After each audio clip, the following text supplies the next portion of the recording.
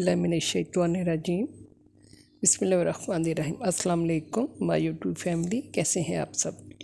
आज मैं सैयदना इब्राहीम अलैहिस्सलाम के वाक़यात में उस मौका पर जबकि हज़रत इब्राहीम अलैहिस्सलाम और कौम के बाज़ अफराद के दरमियान मेले की शिरकत के लिए गुफ्तगू हो रही थी।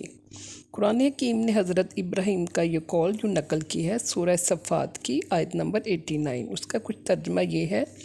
कहा, मैं बीमार हूँ। जब बुतों के तोड़फोड़ के सिलसिले में उनसे दरियाफ़्त किया गया तो हज़रत इब्राहीम अलैहिस्सलाम ने इसका जवाब इस तरह दिया था। सूरह अंबिया की आयत नंबर 63। इब्राहीम ने कहा, बल्कि इनमें से सबके बड़े ने ये किया है, बस इनसे पूछ लो अगर ये बोल सकते हैं। तीसरी बात बुखारी, मुस्लिम और हदीस की दूसरी किताबों में मज़कूर है और ये हदीस इन अल्फाज से शुरू होती है, जिसका तर्जुमा कुछ इस तरह है। झूठ नहीं कहा इब्राहीम नबी अलैहिस्सलाम ने, मगर तीन झूठ दो तो वही हैं जिनका जिक्र कुरान हकीम में आ चुका है। तीसरी बात अपनी ज़ौजा मोहतरम सैयदा सारा रज़ी अल्लाह अन्हा के मुतालिक है। जबकि मिस्र के जालिम बादशाह के कारिंदों ने हज़रत इब्राहीम अलैहिस्सलाम से पूछा था कि ये औरत कौन है। सैयदना इब्राहीम अलैहिस्सलाम ने फरमाया था, ये मेरी बहन है।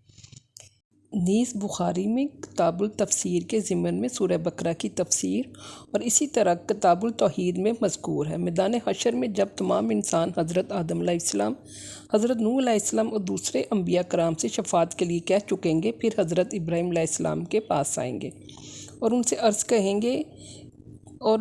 करेंगे कि आप खलीलुर रहमान हैं, आप हमारी सिफारिश बारगाह इलाही में कीजिए कि जल्द फ़ैसला हो और हम इस मुसीबत से निजात पाएँ। हज़रत इब्राहीम अलैहिस्सलाम फरमाएंगे, मुझे शर्म आती है कि मैं अल्लाह ताला के हुज़ूर पहुँचूँ, इसलिए कि मैंने दुनिया में 3 ख़ताएँ की हैं। रसूल करीम सल्लल्लाहु अलैहि वसल्लम ने फरमाया, इब्राहीम अलैहिस्सलाम के इन 3 झूठों में से हर एक सिर्फ़ अल्लाह ताला के दीन की हिमायत और मुदाफ़ियत के लिए ही बोला गया है, जो सूरतन झूठ है, हकीकतन नहीं। इस वजाहत के बाद नबी करीम सल्लल्लाहु अलैहि वसल्लम ने इस मौका पर कज़ब से मुराद आम मानी नहीं लिए हैं, ना ही कज़ब के वो आम मानी यहाँ मुराद हो सकते हैं जो बोलचाल में ऐब और गुनाह शुमार किया जाता है, बल्कि इसके बरक्स ये वाज़िया किया है कि हज़रत इब्राहीम अलैहिस्सलाम ने ये तीनों बातें ना अपनी ज़ाती गराज के लिए कही हैं और ना ही दुनियावी मसलहत के पेश नज़र, बल्कि मुखालिफिन के हक़ के मुकाबला में खालिस अल्लाह ताला के दीन की हिमायत में कही हैं। लिहाजा एक लम्हा के लिए भी इसमें तरद्दुद की गुंजाइश नहीं कि कज़ब हज़रत इब्राहीम अलैहिस्सलाम से इस तरह दूर है जिस तरह दिन से रात और रोशनी से तारीकी है। यही वजह है कि कुरान हकीम ने हज़रत इब्राहीम अलैहिस्सलाम को इन इम्तियाज़ी सफ़ात के साथ ज़िक्र किया है। सदीक, मुज्तबा, मेहदी, नबी, रसूल, हनीफ, जो सरापा सिद्क़ व सफ़ा वाले उसाफ़ हैं। सरीन इकराम की एक जमात इन वाक़यात को तूरिया की शक्ल करार देती है। तूरिया का मतलब यह है कि ऐसा ज़ू मानी लफ्ज़ बोला जाए जिसके 2 मानी हों और सुनने वाला इसके करीब मानी मुराद ले, लेकिन मुतकल्लम की नीयत उसके दूसरे मानी की हो। मिसाल के तौर पर नबी करीम सल्लल्लाहु अलैहि वसल्लम ने एक मौका पर एक बूढ़ी औरत से फरमाया था, बूढ़ी औरत जन्नत में नहीं जाएगी। ये सुनकर खातून रोने लगी। आपने इरशाद फरमाया, मतलब ये कि जन्नत में जिसका भी दाखिला होगा जवानी की हालत में होगा, बूढ़ा कोई ना होगा। जाहिर है कि आपके इरशाद बूढ़ी औरत जन्नत में ना जाएगी के 2 मानी थे। इस बुढ़िया ने करीबी मानी समझा, लेकिन नबी करीम सल्लल्लाहु अलैहि वसल्लम ने उसके दूसरी मानी मुराद लिए थे। इस तरह और भी बहुत सी मिसालें कुरान और हदीस में मौजूद हैं। तूरिया इल्म बदी की एक किस्म है जो कलाम में नुदरत और कशिश पैदा करने के लिए इस्तेमाल किया जाता है।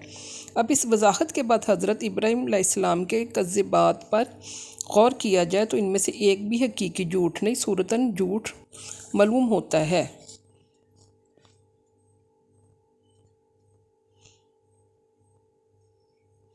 पहले वाक़ये में जैसा कि तफसील आ चुकी है कि कौम के लोग अपने किसी मजहबी मेले में जा रहे थे।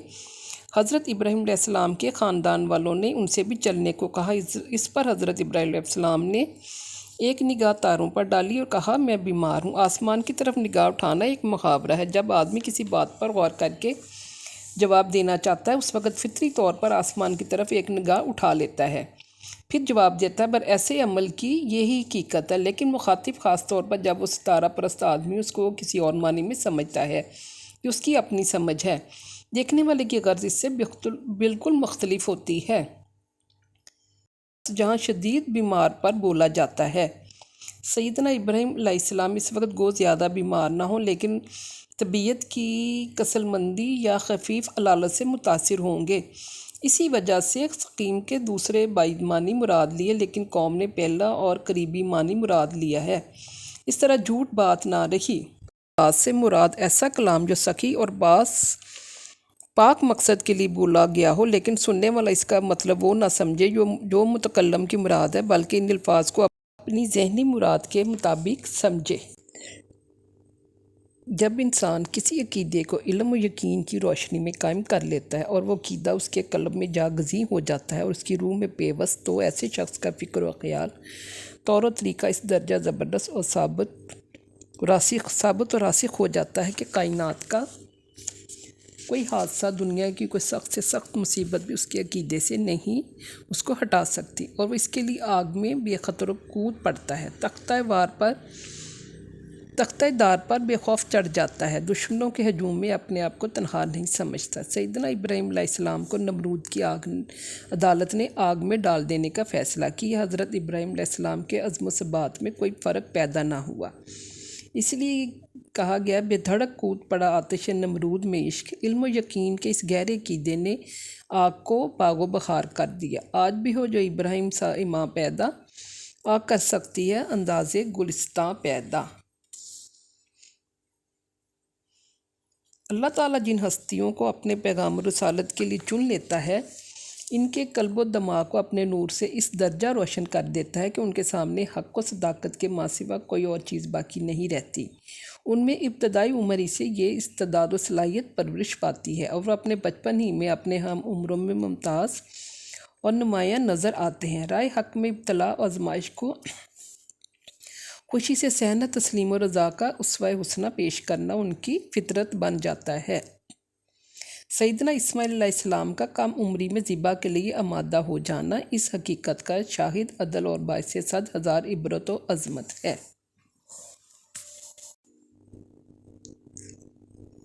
حضرت ابراہیم علیہ السلام کفر و شرک کے عام ماحول میں اپنی شرک بیزار فطرت کو اس ماحول سے علیحدہ کر لینے کے لیے ایک رات چاند ستاروں کا سہارا لیا، اور غور کرتے کرتے بالآخر توحید اللہ کی مرکزی حقیقت تک پہنچ گئے۔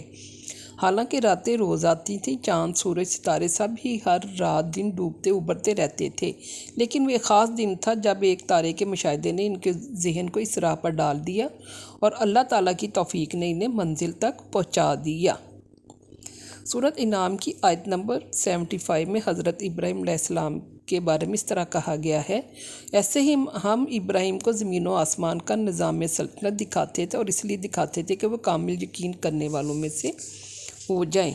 یعنی جس طرح عام انسانوں کے سامنے آثار کائنات نمایاں ہیں اور اللہ کی نشانیاں دکھلائی جاتی رہتی ہیں، اسی طرح حضرت ابراہیم علیہ السلام کے سامنے بھی یہی آثار تھے اور یہی نشانیاں تھیں، مگر عام لوگ انہیں دیکھنے کے باوجود بھی اندھوں کی طرح کچھ نہیں دیکھتے، اور حضرت ابراہیم علیہ السلام نے انہیں آنکھیں کھول کر دیکھا۔ یہی چاند، سورج، ستارے جو ہر روز طلوع و غروب ہوتے ہیں، عام انسان کی نگاہ میں کوئی اہمیت نہیں رکھتے، لیکن جب انہیں اس آنکھوں والے انسان ابراہیم نے دیکھا تو انہی نشانات سے وہ حقیقت تک پہنچ گئے۔ امید کرتی ہوں کہ آپ کو یہ ویڈیو بھی پسند آئے گی اور آپ کو اور مجھے اس سے بہت کچھ سیکھنے کا موقع ملے گا۔ انشاءاللہ تعالیٰ پھر کسی نیکسٹ ویڈیو کے ساتھ آپ کے ساتھ حاضر ہوں گی۔ اللہ تعالیٰ ہم سب کا حامی و ناصر ہو۔ اللہ حافظ۔